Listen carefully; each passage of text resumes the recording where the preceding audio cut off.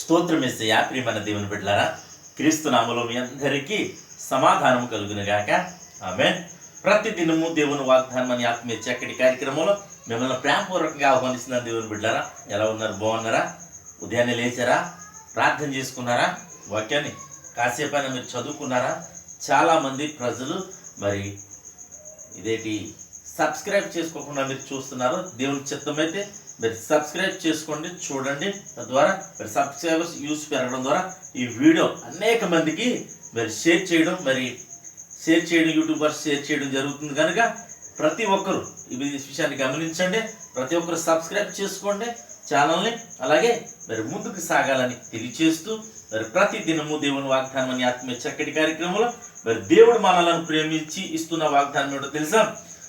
కొరింథీయులకు రాసిన మొదటి పత్రిక 8వ అధ్యాయం మొదటి వచనం 2వ భాగం చదువుదాం.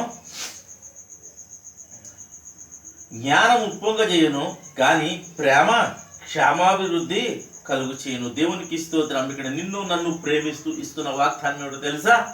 మరి జ్ఞానం అట ఉప్పొంగ చేస్తుందట, ప్రేమేమో క్షేమాభివృద్ధిని కలుగు చేస్తుందట. ఈ దినము మరి మనకు కలిగిన జ్ఞానాన్ని బట్టి ఒకవేళ ఉప్పొంగిపోతున్నామేమో, మనకు కలిగిన మరి స్థితిని బట్టి మనం మరి అతిశయిస్తున్నామేమో, మరి దేవునికి వ్యతిరేకంగా మరి మన జీవితాన్ని మలుచుకుంటున్నామేమో. మరి దేవుడి ఈ సమయంలో నిన్ను నన్ను ప్రేమించిస్తున్న వాగ్దానం ఏమిటో తెలుసా? ఒకవేళ ఉప్పొంగిపోతుంటే మరి ఉప్పొంగిపోవద్దు, కానీ జ్ఞానాన్ని బట్టి ఒకవేళ ఉప్పొంగు, కానీ దేవుణ్ణి స్తుతించు, దేవుని బట్టి ఆనందించు. అదే సమయంలో మరి ప్రేమ కలిగి జీవించాలని మరి దేవుడు మరి కోరుకుంటున్నాడు. ప్రేమ కలిగి మరి యేసు ప్రభు ప్రేమ అన్నాడు. మరి యేసు ప్రభును అనుసరిస్తున్న మనము కూడా ప్రేమ, జాలి, దయ ఇవన్నీ అలవర్చుకోవాలని నీకు తెలియచేస్తున్నాడు. కనుక మరి క్షేమాభివృద్ధి నీకు కలగాలంటే మరి ప్రేమ కలిగి జీవించు. తద్వారా నీకు క్షేమాభివృద్ధి, మనశ్శాంతి, ఆశీర్వాదం సమస్తము నీకు లభించబోతుంది. అలాగే స్వస్థత కూడా నీకు లభించబోతుంది అని తెలియచేస్తూ దేవుడి మాటలు దీవించును గాక. ఆమె ప్రార్థన చేసుకుందాం. స్తోత్రం తండ్రి, వందనాలు యేసయ్యా.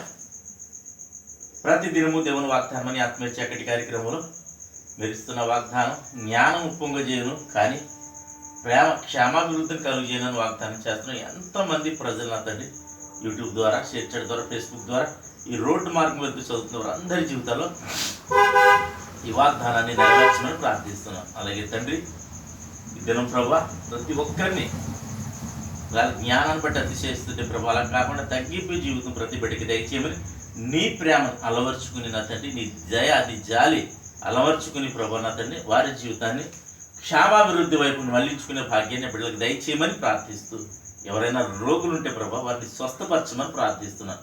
యేసుక్రీస్తు నామములో వారి స్వస్థతను ప్రకటిస్తున్నాను తండ్రి, వందనాలు.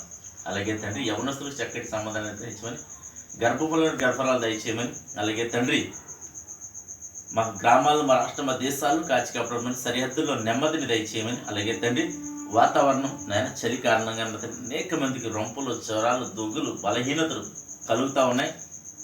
వారందరినీ కనికరించమని, స్వస్థపరచమని, కాపుదలు ఉంచమని ప్రార్థిస్తున్నాను తండ్రి.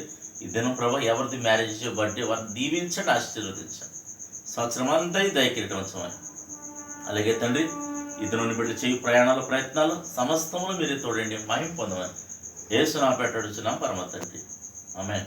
నేను నమ్ముతున్నాను ప్రియమంది బిడ్డలారా, ప్రభు మిమ్మల్ని బలపరచాలని నమ్ముతున్నాను. ఒకవేళ ఈ వీడియోస్ మీకు ఆశీర్వాదకరంగా ఉంటే వీడియోల యొక్క లైక్ చేయండి, షేర్ చేయండి, ఛానల్ సబ్స్క్రైబ్ చేసుకోండి. దేవుడు నిన్ను కుటుంబాన్ని దీవించును గాక. ఆమేన్.